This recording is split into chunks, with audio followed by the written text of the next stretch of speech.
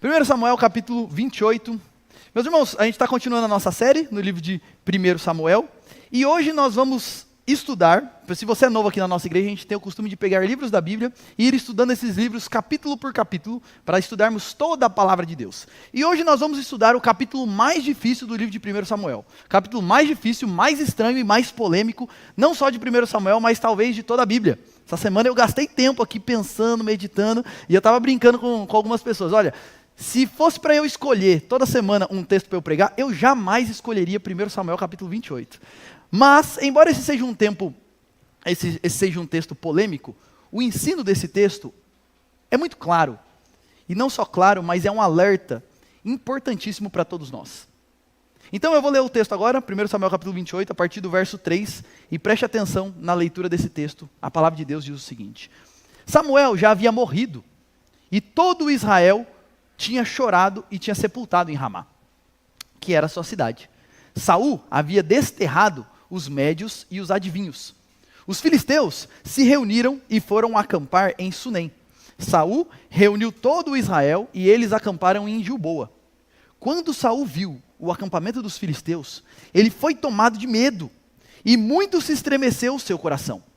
Saul consultou o Senhor, porém o Senhor não lhe respondeu, nem por sonhos, nem por Urim, nem por profetas. Então Saul disse aos seus servos: procurem uma mulher que seja médium, para que eu me encontre com ela e a consulte. Os servos responderam: há uma mulher em Endor, que é médium.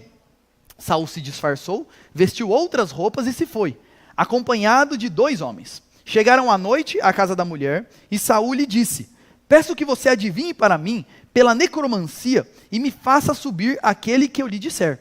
Mas a mulher respondeu: você sabe muito bem o que Saul fez. Eliminou da terra os médios e os adivinhos. Então por que você está me preparando uma armadilha que pode me levar à morte? Então Saul lhe jurou pelo Senhor, dizendo: tão certo como vive o Senhor, nenhum castigo lhe sobrevirá por isso. Então a mulher perguntou: quem você quer que eu faça subir? Ele respondeu: Samuel. Quando a mulher viu Samuel, gritou em alta voz e disse a Saul: por que você me enganou? Pois você mesmo é Saul. Mas o rei disse à mulher: não tenha medo. O que você está vendo? A mulher respondeu: eu vejo um Deus subindo da terra. Ele perguntou: como é a sua figura? Ela respondeu: vem subindo um ancião e está enrolado numa capa. Então Saul entendeu que se tratava de Samuel. Ele se inclinou com o rosto em terra e se prostrou. Samuel perguntou a Saul: por que você foi me perturbar fazendo-me subir? Então Saul disse: é que estou muito angustiado, porque os filisteus guerreiam contra mim, e Deus se afastou de mim, e já não me responde, nem pelo ministério dos profetas, nem por sonhos. Por isso chamei, para que você me revele o que devo fazer. Então Samuel disse: por que você pergunta a mim, visto que o Senhor se afastou de você e se tornou seu inimigo? Porque o Senhor fez com você o que havia anunciado por meio de mim. Rasgou das suas mãos o reino e o deu a alguém outro, que é Davi. Você não deu ouvidos à voz do Senhor e não executou o que ele, no furor da sua ira, ordenou contra Amaleque. Por isso, o Senhor fez isso com você hoje.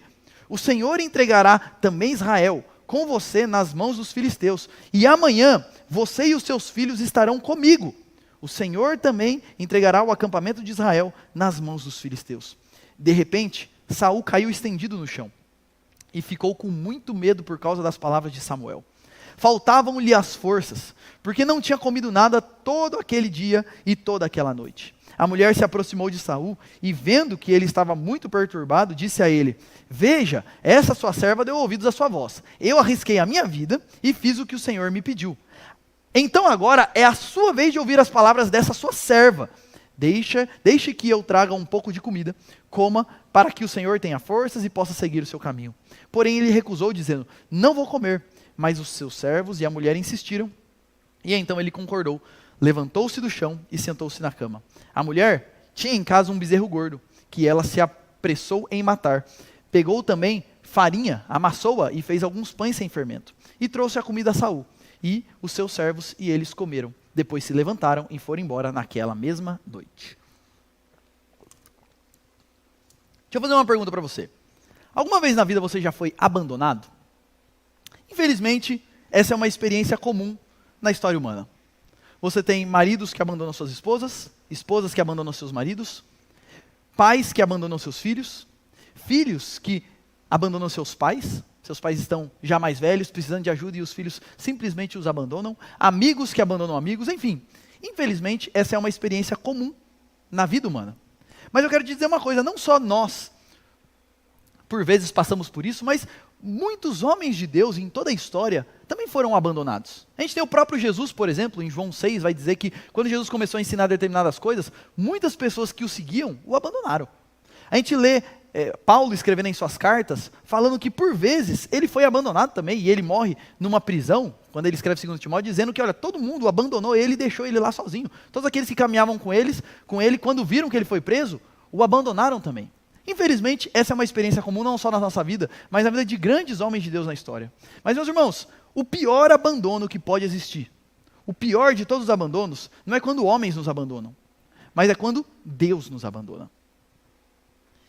E a gente leu aqui no texto, a gente leu aqui na nossa liturgia, Romanos capítulo 1, que vai dizer o seguinte, que porque as pessoas desprezam a Deus, insistentemente, constantemente, conscientemente, por vezes Deus simplesmente as entrega, simplesmente as abandona, e deixa elas por conta. Por que eu estou falando tudo isso? Meus irmãos, Saul chegou nesse ponto. O rei Saul, esse texto que nós lemos, é o episódio mais sombrio da vida de Saul. E é o episódio final. Depois disso daqui, ele vai para a batalha, e se você prestou atenção na leitura do texto, uma das profecias que Samuel faz é, amanhã você vai estar aqui comigo no mundo dos mortos. De fato é isso que vai acontecer. Essa daqui é o último episódio da vida de Saul até que ele morra. E é o momento mais tenebroso da vida de Saul, onde ele se vê abandonado pelo Senhor. Ele chegou no fundo do poço, e está cavando mais um pouco. E é isso que acontece quando Deus nos abandona no nosso próprio coração. E eu quero meditar com vocês, por que Deus abandonou Saul? E isso serve de alerta para nós, para as nossas vidas, no nosso dia a dia. Eu sei que nós costumamos, sempre quando a gente fala de Deus, infelizmente na nossa cultura evangélica, as pessoas falam de Deus como se ele fosse uma pessoa que é o seguinte, você pode fazer o que você quiser. Sabe aquele cachorrinho que você bate, xinga, chuta e depois ele volta com o rabinho abanando? As pessoas às vezes tratam Deus dessa mesma forma. Mas a palavra de Deus nos apresenta um Deus que não é assim. É verdade que Deus é amoroso, gracioso, misericordioso. Só que Ele é assim com pecadores arrependidos. Com pecadores não arrependidos, Ele é um Deus que abandona. E é isso que a gente vê na história de Saul.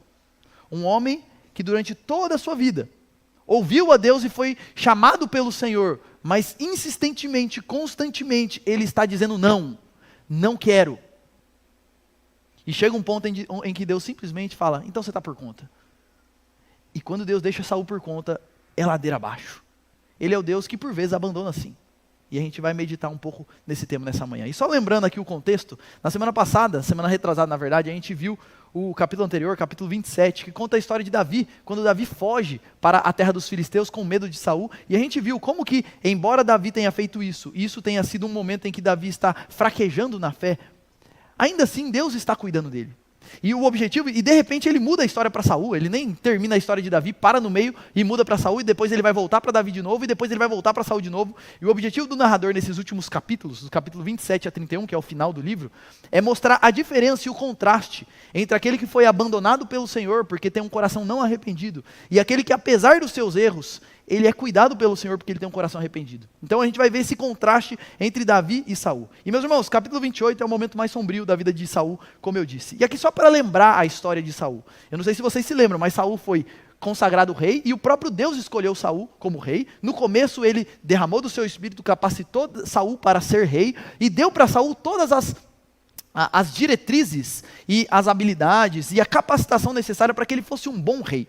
Só que Saul constantemente, vez após vez, ele rejeita e desobedece mandamentos claros e diretos do Senhor. A gente vê isso em 1 Samuel capítulo 13, a gente vê isso em 1 Samuel capítulo 15, em que Deus dá ordens claras para Saul, mas ele escolhe não fazer a vontade de Deus. Então no capítulo 15, Deus, depois de Saul desobedecer a Deus mais uma vez, Deus manda o profeta Samuel e diz, Saul, vamos fazer o seguinte, Deus está escolhendo um outro rei.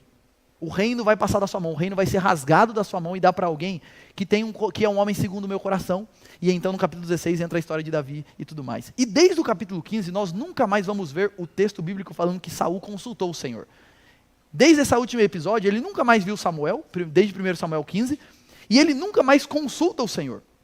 E o que a gente vai ver é que depois de 1 Samuel 15 é ladeira abaixo. Saul passa a ser atormentado por demônios, e o texto vai falar isso, que vez após vez ele era atormentado por espíritos malignos. Mas a derrocada não para por aí. Você tem o 1 Samuel capítulo 22, onde ele fica com raiva dos sacerdotes por acharem que os sacerdotes estão ajudando Davi, e ele mata todos os sacerdotes. Os sacerdotes eram os homens de Deus, eram os homens que Deus usava para se comunicar com o povo, para servir ao povo, para intermediar a relação do povo. Ele mata todos os sacerdotes, e o único que sobra, e o único que consegue escapar, foge e está convivendo com Saul, com Davi, com medo de Saul. Então, é ladeira abaixo. A gente vai ver, depois disso, Saul perseguindo constantemente a Davi, querendo matar. Ele sabe que Davi é o escolhido do Senhor, mas ele não aceita isso, e ele quer matar Davi, ele quer matar Davi, e Deus vai sempre livrando Davi, e chega finalmente o capítulo 28, onde agora Saul se entrega para a feitiçaria. E a gente então vai estudar esse texto e ver o que Deus tem para nos ensinar a partir desse texto. O texto começa, e a primeira parte do texto, a gente vai ver o silêncio de Deus, dos versos 3 ao verso 6. O texto vai dizer que, o texto começa dizendo o seguinte, verso 3. Samuel estava morto, Samuel era o profeta de Deus, era aquele que falava em nome de Deus para o povo. Ele já tinha morrido fazia um tempo, que o pessoal já tinha chorado, já estava enterrado, já estava tudo certo. E Saul se vê nessa situação então em que Samuel morreu. E meus irmãos, eu olho para Saul e eu lembro daquele ditado, não tem nada tão ruim que não pode piorar. Esse é Saul. O texto vai dizer que Samuel está morto, então não tem mais Deus falando com o povo por meio, e nem com Saul por meio de Samuel. Além disso, o texto vai dizer que Saul havia desterrado os médios e os adivinhos. Então, uma das coisas que a lei de Deus mandava, e aqui eu quero ler Levítico 20, 27, diz o seguinte, olha, o homem ou a mulher que sejam necromantes, ou sejam feiticeiros, serão mortos, serão apedrejados, e o seu sangue cairá sobre eles. Necromancia é uma coisa praticada até hoje, que é a visão de que quando uma pessoa morre, alguns espíritos ficam rondando por aí, e se você fizer determinadas coisas, você consegue ter contato com esses mortos. Isso é necromancia, isso é ser um médium, isso é feitiçaria, enfim, você tem várias religiões que partem dessa visão. E a gente vai falar mais disso, mas cabe aqui dizer o seguinte, por enquanto. Deus desde sempre abominou isso. Isso não é uma prática nova, é uma prática tão antiga quanto o mundo. Deus sempre abominou isso. E no povo de Israel, Deus falou o seguinte, esses daí não é nem para viver entre vocês. É para vocês acabar com esses. Então quando o texto fala que Saul tinha desterrado os médiuns, isso daqui não é uma nota favorável a Saul. É uma nota desfavorável, porque é o seguinte, não era para tirar a terra deles, era para acabar com eles. Tanto que ele procura uma feiticeira e ele acha uma feiticeira no reino dele. Porque Saul não havia cumprido o mandado do Senhor, mais uma vez. Saul era aquele tipo seguinte, faz sempre pela metade, sabe? Esse era Saul. Sempre fazia as coisas assim, não, eu vou fazer não, mas isso daqui não, isso daqui não. Não, isso daqui eu vou mexer, não, mas isso daqui não. Saul era esse homem, inclusive quando o assunto é isso. O texto vai dizer que os filisteus então cercam Israel. Os filisteus eram uma nação inimiga que convivia lá e vivia ameaçando Israel. E eles fazem um grande acampamento para se levantar e atacar Israel. E Saul então também faz o seu acampamento. E quando ele olha o exército filisteu se organizando, e provavelmente aqui Saul estava numa posição em cima de uma montanha olhando, ele fica desesperado. O texto diz que ele fica extremamente angustiado, porque ele olha para o exército filisteu e ele constata uma coisa, a gente vai morrer.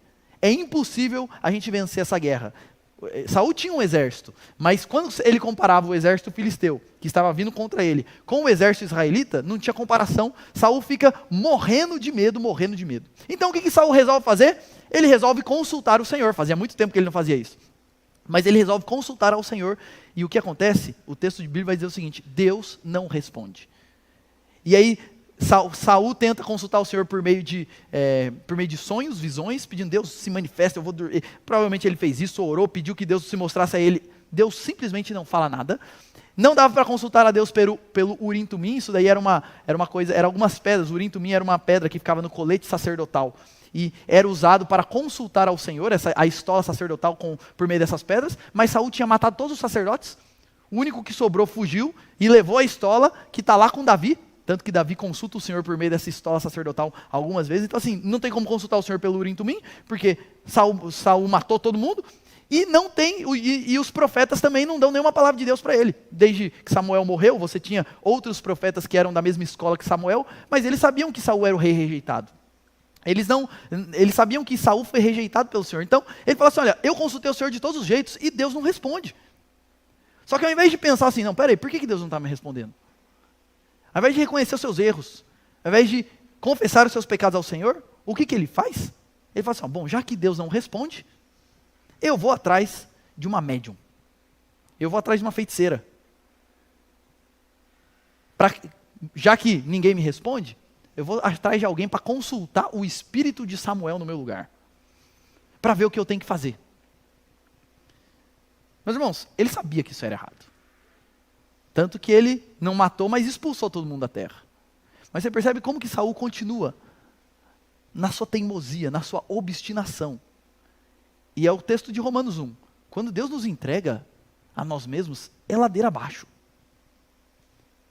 E então os soldados de Davi falam assim, tem uma médium lá em Endor.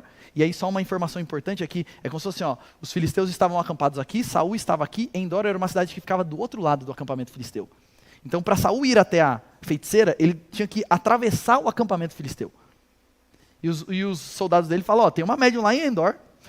E a gente percebe como que Saul não levava isso a sério, essa questão da palavra de Deus, porque tem uma médium lá, todo mundo sabe que ela está lá, e Saul nunca fez nada. E os soldados dele falam, tem uma lá, vamos lá? E aí Saul fala, então vamos lá consultar essa médium. E aqui eu quero fazer uma pausa e fazer duas aplicações para as nossas vidas aqui. Primeiro, talvez uma pergunta que você possa se fazer é, nossa, Saul consultou o Senhor e Deus não respondeu ele. Mas como que Deus fala hoje? Então, se fosse um homem de Deus, se é uma pessoa de Deus, ele pode consultar Deus, que Deus vai dar sonhos, Deus vai dar visões para ele. Como é que funciona essa questão da comunicação com Deus hoje? E aqui, meus irmãos, é importante nós nos lembrarmos do texto de Hebreus, capítulo 1, versos 1 e 2. Olha o que o texto diz. Antigamente, Deus falou muitas vezes e de muitas maneiras aos pais pelos profetas. Deus, durante a história, ele falou de muitas maneiras e muitas vezes. Ele falou por meio de profetas, por meio de sonhos, por meio de visões. Quando a gente para pegar desde o comecinho, a gente vê José tendo sonhos no Egito. A gente vê Daniel e Deus se revelando também em Daniel por meio de sonhos. A gente vê essa questão de profetas tendo visões da parte de Deus. Essa questão do Urim Tumim, essa história sacerdotal. Davi consulta o Senhor e Deus responde a ele. Deus falou de muitas maneiras e de muitas vezes durante toda a história. Mas o texto continua. Mas nesses últimos dias, Deus nos falou pelo Filho. E olha o que o autor de Hebreus está dizendo. As antigas maneiras de Deus se revelar foram.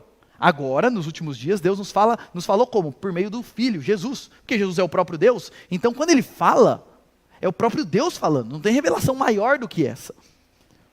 E aí Ele vai dizer a quem? O Filho, a quem Ele constituiu o herdeiro de todas as coisas e pelas quais também fez o universo. E aqui o ponto que eu quero trazer é o seguinte. Deus falava desse jeito antes de Jesus. Mas vindo Jesus, Deus falou por meio de Jesus e Deus capacitou os apóstolos para que eles registrassem as palavras de Jesus. Por isso, você não tem mais revelações desse tipo. Por isso, se você quiser ouvir a voz de Deus, conhecer a vontade de Deus, você volta para a palavra de Deus, para o livro, para a Escritura. Porque aqui nós temos o registro de tudo o que foi falado para o Filho e que os apóstolos então foram capacitados por Deus para registrar isso para nós. E aqui eu quero ler só mais um texto sobre isso. Apocalipse 22, 18 e 19. Se alguém lhes fizer, vai falar se alguém fizer qualquer acréscimo às palavras deste livro, falando da Bíblia, Deus lhe acrescentará os flagelos escritos nesse livro. E se alguém tirar qualquer coisa das palavras do livro dessa profecia, Deus tirará a sua parte da árvore da vida. O livro de Apocalipse termina dizendo o seguinte, não é para ninguém aumentar nada e diminuir nada. O que falou está falado. Está fechada a revelação de Deus. Então aqui o meu ponto é dizer o seguinte, como que Deus nos fala hoje? Aqui ó, você quer ouvir a voz de Deus? Leia a Bíblia. E como diz o reverendo Augusto Nicodemos, quer ouvir a voz de Deus? Não, mas eu quero ouvir em voz audível. É só ler a Bíblia em voz alta, que você vai ouvir a voz de Deus. Mas é por meio da palavra que nós consultamos o Senhor. Então quando você estiver passando por qualquer situação que você precisa consultar ao Deus, você ora, mas junto com isso você busca o que a palavra de Deus, o que a Bíblia diz sobre isso. E você vai ter a orientação do Senhor para você. E aqui, duas coisas importantes, mas uma coisa importante a dizer nesse ponto, é que nós não estamos dizendo que Deus não possa falar ao nosso coração. Que eu não possa ter uma experiência pessoal com Deus, e Deus vai falar alguma coisa comigo. Deus pode fazer isso, mas tudo que eu acho que Deus está falando ao meu coração, eu preciso submeter a palavra dele. E confirmar se de fato isso vem de Deus para mim. Porque é muito comum a gente se enganar com a gente mesmo, né? A gente achar que é de Deus, quando na verdade é só o que a gente queria fazer. E vamos ser sinceros, se você quiser muito uma coisa, qual é a chance de você confundir isso com a vontade de Deus? Muito grande. Então é claro que Deus pode falar pessoalmente a nós e a gente ter experiências pessoais com o Senhor. Mas essas experiências sempre precisam ser submetidas à palavra do Senhor. E nós nunca devemos tomar nenhuma decisão baseada no que nós achamos que Deus está falando ao nosso coração. E por que eu estou falando isso? Eu já vi, meus irmãos, algumas coisas do tipo assim: Deus falou para mim que eu vou me casar até os 30 anos. Aí o rapaz está com 29. Não tem ninguém à vista. E aí ele começa a escolher meninas que biblicamente não era para ele escolher. Mas ele começa a se pautar com base naquilo que ele acha que ele recebeu de Deus. Eu já vi pessoas que elas dizem o seguinte: Deus me disse que eu vou ser mãe. Deus me disse que eu vou ter 3 filhos. Ou homem também, não só mulher. E a pessoa não entra na fila de adoção, mesmo assim, biologicamente falando, os médicos dizem: olha, não existe a possibilidade de você ter filho, porque ela se apega nessa suposta profecia que Deus falou ao coração dela. Meus irmãos, Deus fala com a gente, fala, mas isso nunca pode ser a lâmpada para os nossos pés. Isso nunca pode ser a nossa diretriz está aqui, ó. E o que Deus fala, normalmente, o que Deus vai falar é palavras de exortação, palavras de chamando a gente de volta para Ele, e sempre submetida à palavra dEle. Deus fala hoje? Com certeza. Mas Deus nos fala com o seu Espírito por meio da palavra dEle. E uma outra aplicação que eu quero fazer ainda nesse primeiro ponto, é que, meus irmãos, uma coisa que esse texto nos ensina, é que Deus não ouve pecadores conscientes não arrependidos. Qual é a resposta de Deus? O que eu quero dizer com pecadores conscientes não arrependidos? Uma pessoa que ela sabe que ela está errada. Às vezes a gente erra não percebendo que está errado. E quando a gente cai em si, a gente fala: nossa, eu não acredito que eu fiz isso, e eu me arrependo, eu peço perdão, eu tento me consertar. Mas existem aquelas outras pessoas que eu sei que eu estou errado. Eu sei que essa não é a vontade de Deus para mim. Mas eu não quero. Eu não dou o meu braço a torcer. Isso é um pecador consciente e não arrependido. Para esses, a resposta de Deus é o silêncio. Por que Deus não responde a Saul? Porque ele sabe que ele está errado. Ele viveu uma vida inteira longe de Deus. E agora, quando ele vai ao Senhor, ao invés dele ir com um coração arrependido, pedindo perdão e pedindo misericórdia, ele não quer saber dos pecados dele, ele só quer usar a Deus para aquilo que ele quer. E, meus irmãos, isso daqui é muito comum. Quantas pessoas você já viu e eu já vi? Que a pessoa não quer saber de Deus, ela vive a vida inteira longe de Deus, aí acontece alguma coisa, o pai morre, aparece uma doença, ela começa a questionar como Deus permite isso na vida dela. E ainda quer se revoltar contra Deus. Ué, mas você abandonou a Deus a vida inteira e agora está achando ruim? A visão bíblica é que Deus responde e Ele recebe todo. O problema não é o nosso pecado. O problema é a nossa falta de arrependimento. Deus poderia ter ouvido Saul, se Saul se colocasse diante do Senhor, reconhecendo os seus pecados, se quebrantando, pedindo a misericórdia de Deus e falando: Senhor, me ajuda. Como Davi fez. Mas ele não faz isso. Ele só quer usar o Senhor, ele está num momento de dificuldade, ele quer usar o Senhor para ajudar ele na dificuldade dele, mas ele não quer saber de ter um coração quebrantado diante do Senhor. Para aqueles que são pecadores conscientes e não arrependidos, a reação do Senhor é o silêncio. E olha alguns textos bíblicos que nos mostram isso. Salmo 66, 18. Se no coração eu tivesse contemplado a iniquidade, o Senhor não me teria ouvido. Outro texto, 1 Pedro 3, 7. E aí, aplicando a um contexto específico de casamento, ele fala: ó, maridos, vocês igualmente vivam a vida comum do lar, com discernimento, dando honra à sua esposa, por ser a parte mais frágil e por ser coerdeira da mesma graça de vida. Agora olha o final. Agindo assim, as orações de vocês não serão interrompidas. Agora, se você não agir assim, as suas orações serão interrompidas. Isso é seríssimo, meus irmãos. Isso é gravíssimo. Romanos 1, 28 a gente já leu. E por haver desprezado o conhecimento de Deus, o próprio Deus os entregou a um modo de pensar reprovável. A pergunta que você deve meditar nessa manhã é: será que eu não estou nessa mesma condição de Saul? Eu sei que tem coisa na minha vida que está errado diante do Senhor, eu sei. Mas eu me recuso. Eu dou um jeitinho, eu dou uma justificativa e continuo no meu caminho tortuoso. Aqui eu me lembro uma frase que eu li nessa semana, de um homem que viveu aí no começo dos anos 1900, e foi uma influência grande na igreja cristã. Ele diz o seguinte: o pecado obstrui a oração. Muitos homens oram, e não recebem resposta alguma por suas orações. Muitos homens clamam em vão pelo simples fato de que há pecado em sua vida. Pode ser um pecado no passado, que não foi confessado nem julgado. Ou pode ser um pecado de estimação no presente, e muito provavelmente não considerado como tal. Mas o pecado está ali, escondido em algum lugar do coração ou da vida. Do coração ou da vida em Deus.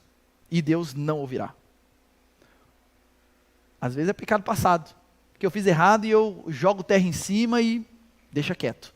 E eu lembro de Provérbios também: quem esconde o seu pecado não prosperará. Ou às vezes é coisa do presente, que eu não considero isso grave, pecadinho de estimação, e vou levando. Se a gente não se conserta diante do Senhor e não tem um coração arrependido, Deus não ouvirá. Esse texto nos ensina isso. O texto vai continuar, e voltando para a história, mostrando a parte mais tenebrosa do texto. É Saul recebendo más notícias que vêm do além. O texto continua dizendo que então Saul está desesperado, tira suas roupas reais, se disfarça, atravessa o exército filisteu para ir lá até a médium de Endor. Quando ele chega lá, ele fala: vim aqui fazer uma consulta com você. É como se fosse uma cartomante da época, uma médium espírita, alguma coisa assim nessa época. Sabe? A gente anda na rua aí, tem um monte de faço trabalho, faço tarô, joga não sei o quê. Era tipo isso daí daquela época. Ele chega na casa dela e fala: vim aqui consultar os espíritos, porque eu estou nessa batalha. Não, na verdade ele vai disfarçado, então ele não fala que ele é Saul. Vim aqui, eu preciso de uma orientação. E a mulher, quando ela recebe, ela não sabe ainda que é Saul, ela fala: não, eu não mexo mais com isso não. Você não sabe que Saul acabou com isso no reino? E aí, meus irmãos, Saul, isso daqui é terrível, porque Saul responde o seguinte para a mulher, quando ela se recusa a consultar os mortos, Saul fala assim: eu juro em nome de Deus, que não vai acontecer nada com você. Misericórdia. A pessoa vai perdendo a noção, e vai se afundando.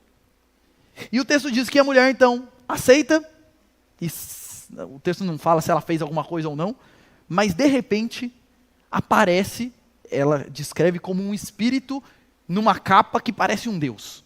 A gente não sabe direito o que a mulher viu, e aqui o texto nos mostra que só a mulher viu, Saul não viu, porque ele pergunta para ela: o que você está vendo? Então é só a mulher que viu, mas ela vê um espírito que está subindo, enrolado numa capa que, esse negócio de parece um Deus, eu não sei se estava brilhando, mas ele tinha um aspecto de uma coisa gloriosa assim. E quando a mulher vê, ela fica desesperada. E isso daqui é um indicativo importante para nós, porque provavelmente, meus irmãos, essa mulher era uma charlatã. Ela era uma mulher que fazia lá os trabalhos dela, mas inventava um monte de coisa, manipulava as pessoas, e ela de fato não acreditava muito naquilo. Mas o ponto é o seguinte: agora aparece de fato. E por isso que ela fica desesperada, porque não tem outro motivo para ela ficar assustadíssima e desesperada aqui.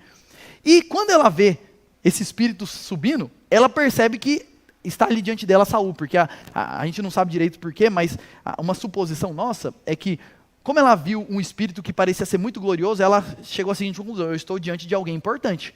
E aí então ela repara direito e fala: puxa, é Saul. E ela fala: você é Saul? Você me enganou. E aí Saul fala: me conta o que você está vendo. Ela fala: eu vejo um ancião com uma capa que parece um Deus. Na hora Saul percebe: é Samuel. E isso aqui é uma coisa importante. Por que ele percebe que é Samuel? Porque a capa era a marca do ministério do profeta Samuel. Durante todo o período que Samuel foi profeta diante do Senhor, a capa, ele sempre estava com uma capa. E inclusive, esse é um detalhe importante que o texto apresenta, porque em 1 Samuel capítulo 15, quando Saul recebe a profecia de que Deus ia tirar o reinado dele, foi na seguinte circunstância: Samuel estava indo embora, Saul segura na capa dele, e ele puxa e ele rasga a capa de Samuel, e então Samuel olha para ele e fala o seguinte: assim como essa capa foi rasgada, Deus está rasgando o reino das suas mãos. E de repente aparece de novo Samuel com a capa. Na hora, Saul ligou os pontos e fala: é Samuel. E aí começa um diálogo entre Saul e Samuel. E aí o Samuel fala: por que você veio me perturbar?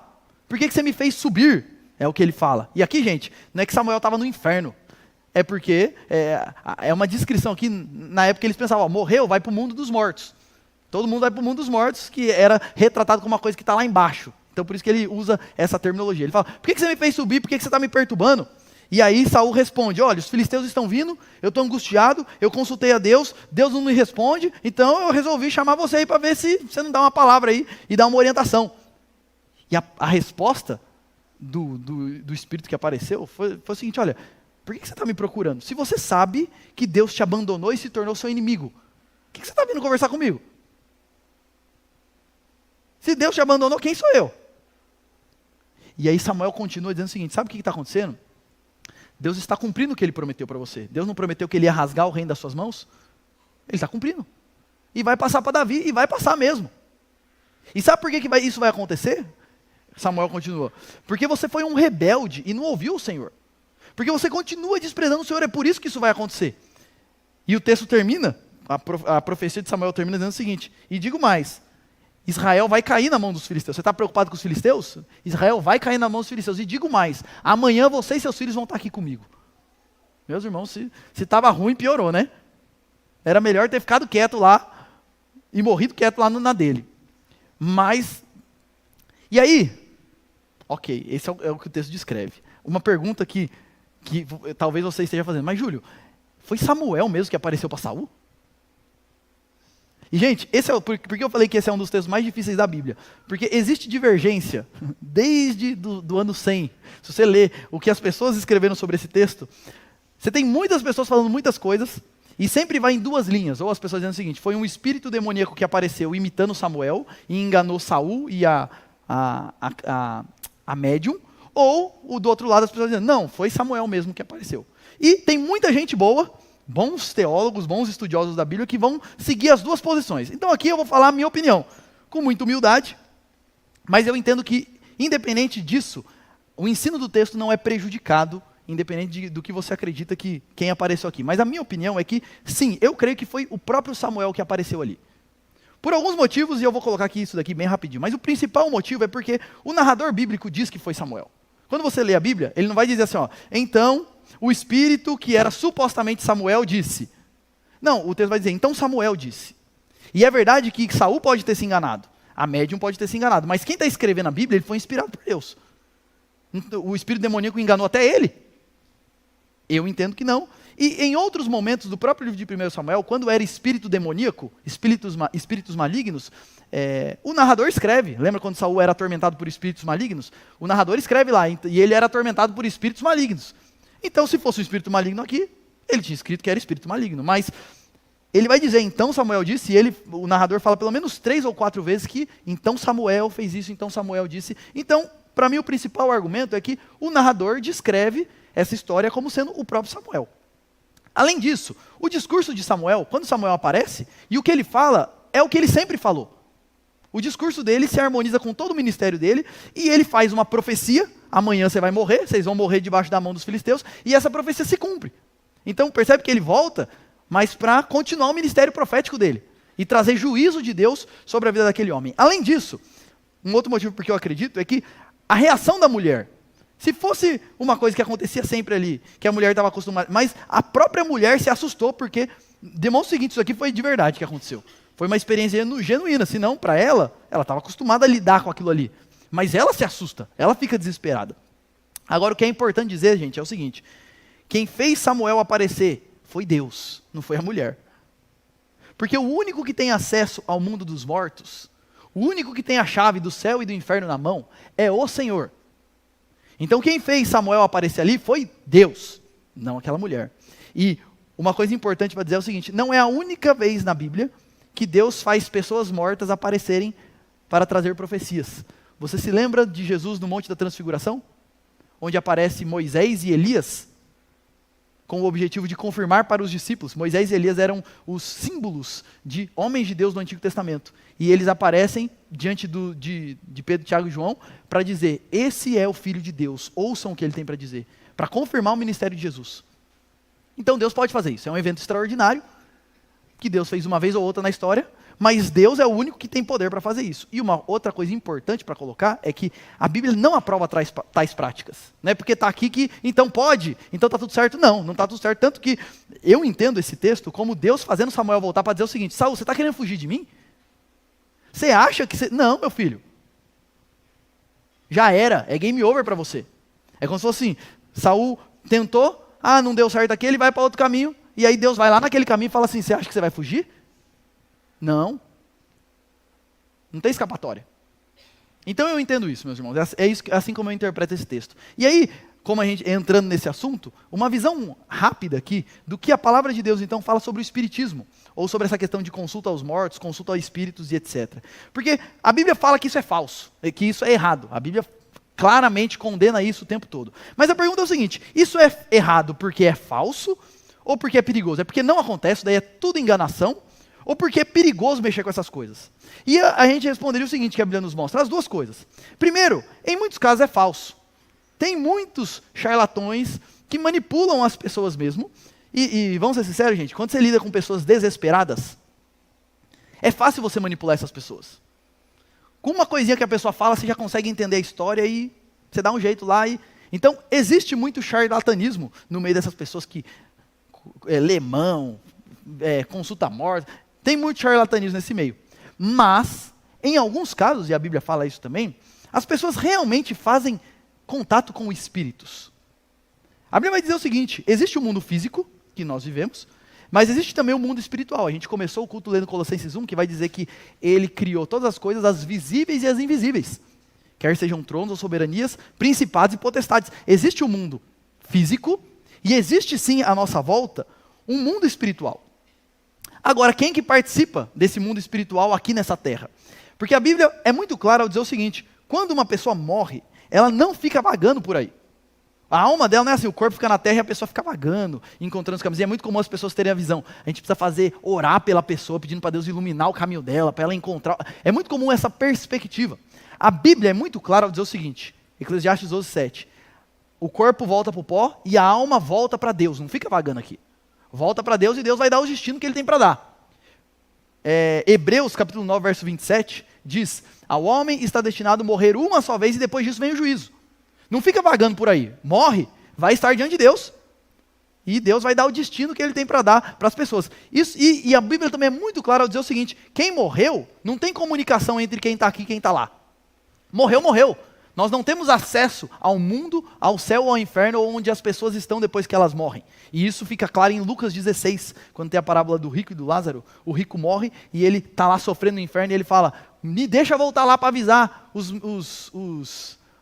meus parentes, os meus irmãos, para eles se arrependerem. E ele fala, não, quem está aqui não vai para lá, quem está lá não vem aqui. Eles têm a lei e os profetas, que eles ouçam o que Deus diz na palavra dele. Então a Bíblia é muito clara ao dizer o seguinte, morreu, não fica vagando por aí. E nem consegue comunicar com quem está lá. Morreu, acabou. Os nossos vínculos e a nossa conexão e a nossa comunicação com quem morreu, acabou. Mas a Bíblia também vai dizer que existem demônios que estão rondando por aí. Espíritos malignos, demônios. E esses espíritos são enganadores, e eles têm poder para imitar pessoas, para imitar assinaturas, para contar histórias que as pessoas viveram. Então sempre que é verdade que em alguns casos as pessoas fazem contato com espíritos, mas não é o espírito do meu avô que morreu, é um demônio, que conhece a história do meu avô, que sabe imitar a voz do meu avô, que sabe imitar a assinatura do meu avô, e por isso ele consegue manipular as pessoas, porque essa é uma maneira do inimigo prender as pessoas no engano. Porque vamos ser sinceros, se uma pessoa está desesperada, vai num lugar desse e encontra um momento de alento para a perda dela, pronto, ela está presa àquele negócio, ela sempre vai voltar lá. Então é isso que a Bíblia nos apresenta. Por isso, gente, todo contato com espíritos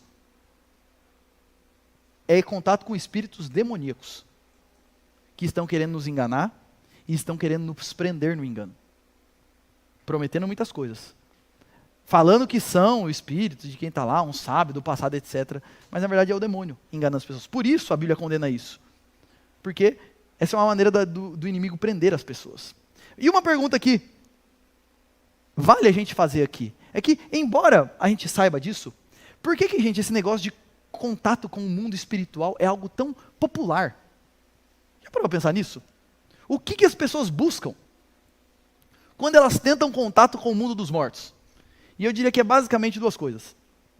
Ou elas querem reencontrar alguém sem a qual elas não conseguem viver, ou elas estão desesperadas por alguma palavra de esperança, de conforto, de que a vida vai melhorar, que eu vou ficar mais rico, que eu vou ficar curado.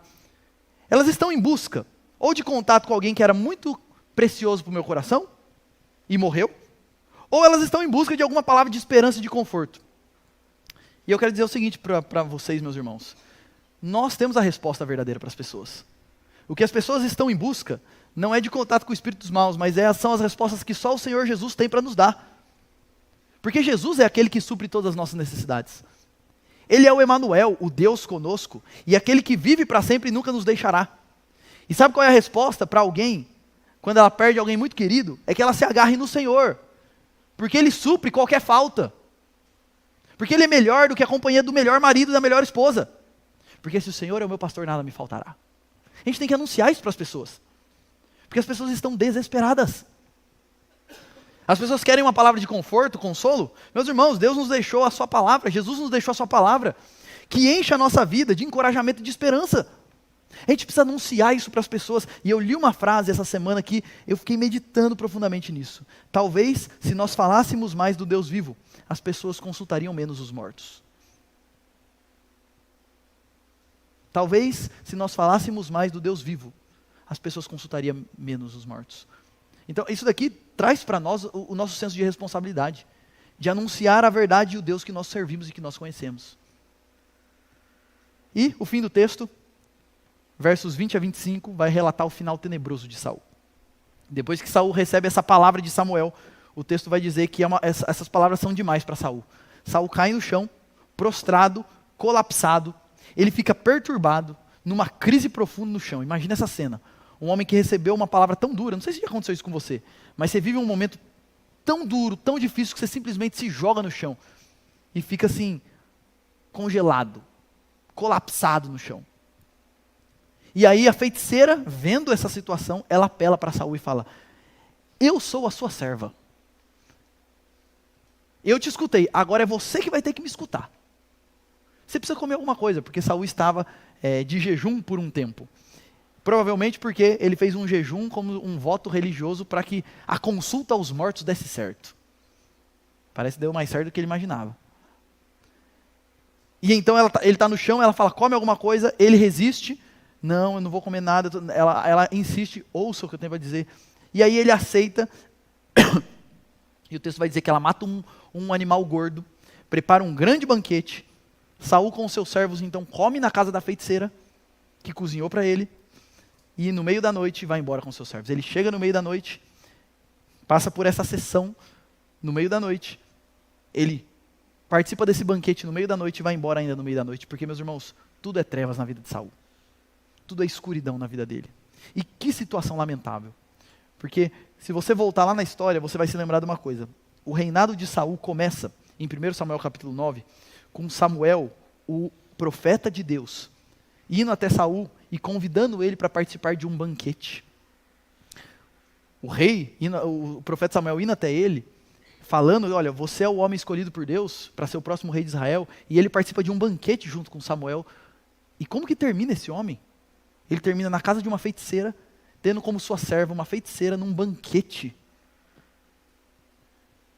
com a mulher de Satanás. Que final lamentável. Que fim tenebroso. E a pergunta é: por que Deus abandonou Saul dessa forma? E a resposta é por causa da rebeldia de Saul. 1 Samuel capítulo 15. Essa foi a palavra de Samuel para Saul quando ele desobedeceu ao Senhor. Porque a rebelião é como o pecado da feitiçaria. Saul começa na rebelião e ele termina na feitiçaria. Meus irmãos, Deus falou com Saul diversas vezes. E Saul rejeitou todas elas. Saul só queria saber de Deus se fosse interessante para ele. Se fosse alguma coisa que ele queria de Deus. Do contrário, ele vivia a vida do jeito que ele bem pensava, desprezando o Senhor. Então Deus simplesmente deu um basta. E, meus irmãos, essa é a pior coisa que pode acontecer a alguém. Às vezes a gente acha que a pior coisa que pode acontecer é a gente ter problema financeiro, perder a casa que a gente ficou tanto tempo pagando, aparecer uma doença gravíssima. Meus irmãos, a pior coisa que pode acontecer é alguém ser abandonado pelo Senhor.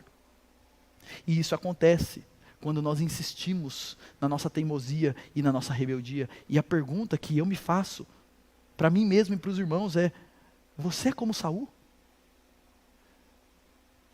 Lendo esse texto, meus irmãos, a minha oração é: Deus, tenha misericórdia de mim. Não me deixe chegar nesse ponto de dureza. Livra-me de mim mesmo. Porque o mesmo coração que Saul teve, é o coração que eu tenho e que você tem. E a menos que a misericórdia de Deus nos alcance e nos quebrante, a gente está perdido. E a pergunta é, você como Saul? Você só quer saber de Deus quando interessa para você? Quando acontece alguma coisa, quando acontece um problema, aí você vem depois, quando está tudo certo, você vai viver a sua vida e faz as coisas do seu jeito, você é assim. Você ouve o Senhor, você ouve. Você se submete. Você ama a palavra do Senhor. Uma pergunta séria para a gente fazer para nós mesmos é, o que o Senhor tem falado ao seu coração e você tem postergado? Há alguma coisa que você precisa se arrepender, que você precisa largar, você sabe, e você tem postergado isso. Há alguém que você precisa perdoar, você sabe que você precisa, mas você continua carregando isso, e se recusando. Ou talvez você precisa pedir perdão, mas você continua, não, eu não, na sua teimosia. Talvez você precisa amar e honrar os seus pais, você sabe disso, mas você continua desprezando eles. Talvez dentro da sua casa, você que é casado, no trato com a sua esposa, com o seu marido, você sabe que você precisa mudar, mas você continua dando justificativas para os seus erros. Deus está te chamando para um despertar espiritual. Talvez Deus tenha te exortado a amar mais a igreja dele, a obra dele, a palavra dele. A pergunta é, você tem ouvido? Você ouve? E eu não sei se tem alguém aqui que está vivendo esse momento tenebroso, onde você se sente assim, olha, eu não cheguei no ponto de Saul ainda, mas eu estou quase lá. E eu quero terminar dizendo o seguinte, se você está num momento tenebroso, lembre-se do Evangelho de Cristo Jesus. Sabe qual é a boa notícia? É que Deus crucificou o seu Filho, que por 3 horas, da meio-dia às 3, ele experimentou as trevas. Você lembra disso? A Bíblia vai dizer o seguinte, quando Jesus foi crucificado, de repente houve trevas. Era meio-dia, mas o sol apagou, e tudo virou trevas. E não só ele experimentou as trevas na cruz, mas ele experimentou o silêncio de Deus e o abandono de Deus. Jesus na cruz ele disse, Deus meu, por que me desamparaste? Sabe por quê? Porque naquele momento Cristo estava recebendo sobre si a minha rebeldia, o meu pecado, a minha condenação. Sabe para quê? Para que eu pudesse viver na luz, para que eu pudesse ouvir o Senhor, para que eu pudesse ter contato com o Senhor. E se você vive um momento tenebroso, lembre-se de Cristo Jesus, crucificado naquela cruz no nosso lugar. E Jesus está te chamando nessa manhã. Renda-se a mim, submeta-se a mim, ouça as minhas palavras, obedeça as minhas palavras, e desfrute da vida eterna que eu te ofereço. A grande pergunta é, você ouve? Você ouve? Nós vamos encerrar esse momento fazendo uma oração, mas antes de eu orar, eu quero te dar a oportunidade de você ter um momento de oração. Meus irmãos, essa palavra e esse texto é um texto muito pesado, é um alerta muito forte. E a gente precisa ouvir tudo isso daqui com temor e tremor no coração. E eu quero desafiar você a colocar sua vida agora diante do Senhor. Orando, se arrependendo, se quebrantando e pedindo a misericórdia do Senhor. Vamos orar.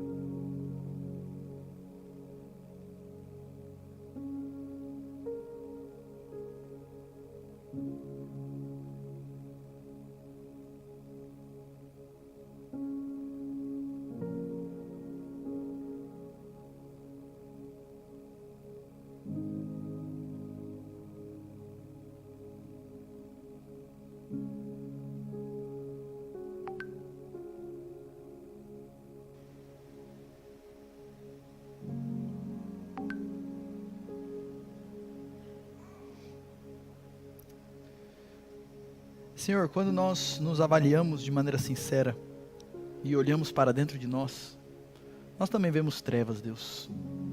Nós também vemos, em muitos momentos, obstinação, teimosia, rebeldia contra o Senhor. E a nossa oração, Deus, é que o Senhor nos livre de nós mesmos. Que o Senhor nos dê um coração quebrantado. Que o Senhor nos dê um coração que te ouve, que aceita as tuas palavras, que se quebranta diante das tuas palavras e que confia nas tuas palavras. Nos livre, Deus, de nos entregarmos a nós mesmos. Nos livre, Deus, de pensarmos que nossas ideias são melhores do que as tuas. Nos livre de pensar que os nossos caminhos são melhores que os teus.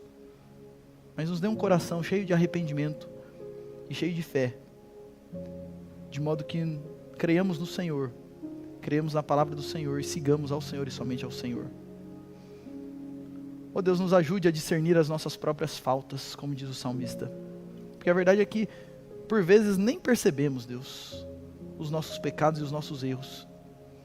Revele isso a nós, nos ajude a perceber, vê se há em nós algum caminho mau e nos guie pelo caminho eterno, Senhor.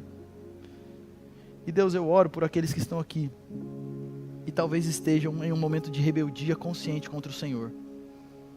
Sabem que estão errados, mas estão obstinados no seu erro. Ó Senhor, quebranta esses corações. Que esse sermão de hoje, que é a palavra de hoje, sirva de alerta para nós e que refreie o nosso coração, de modo que nós nos quebrantemos diante do Senhor, nos arrependamos e vivamos essa vida plena que o Senhor tem para nós. E obrigado acima de tudo, porque o teu Filho Jesus, naquela cruz, suportou as trevas no nosso lugar. Ele foi abandonado para que nós pudéssemos ser acolhidos. Ele recebeu o silêncio do Pai, para que nós pudéssemos ter então um caminho aberto de comunicação com o nosso amado Senhor. Nos ajude a valorizar isso também, Deus. E a, constrangidos pelo exemplo e pelo amor de Jesus, viver uma vida de quebrantamento e de serviço ao Senhor em todas as coisas. Essa é a nossa oração no nome de Jesus, o nosso Senhor e Salvador. Amém e amém. E agora, meus queridos irmãos, que a graça maravilhosa do nosso Senhor Jesus Cristo, o amor profundo de Deus Pai e o consolo e renovo do Santo Espírito seja sobre todos nós e sobre toda a igreja de Cristo, hoje e sempre. Amém e amém.